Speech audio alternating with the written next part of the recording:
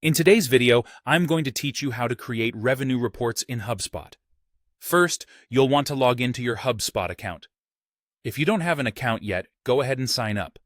Once you're in, you should see a dashboard with various options and features available to you.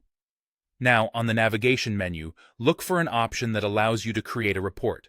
It's usually labeled pretty clearly, something like Create Report. Go ahead and click on that. Once you've clicked Create Report, you'll be prompted to select the type of report you want. For this purpose, we're going to focus on selecting Attribution as the report type. But just so you know, there's also an option to start with a sample report, which can be really useful if you prefer to have a template as a starting point. Choose whichever option seems to suit your needs best. Now, HubSpot will ask you to either choose My Own Data Sources or Start with a Dataset. Depending on your preference or specific needs, each choice offers a different level of customization. If you opt for choosing your own data sources, a next step will be necessary, selecting a primary data source.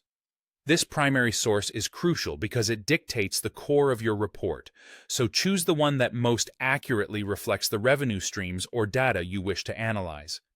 Then comes the more detailed part, selecting the properties, metrics, and events you'd like to include in your report. HubSpot provides a wide range of options here, so take your time to review each one and make selections that will give you the most relevant insights. This customization is where you tailor the report to answer the specific business questions you have. After you've set your data parameters, you'll need to decide how your data will be presented. This means selecting the chart type. Whether you prefer a bar chart, a line graph, or a simple table layout, each option provides different levels of clarity and insight, depending on the story your data tells. Along with this, setting up filters or aggregations might be necessary to ensure your report considers only the data you're interested in, without any unrelated information cluttering your analysis. Once everything looks good, it's time to wrap things up. Double-check all your selections to make sure they reflect your objectives accurately, and then hit the Save button.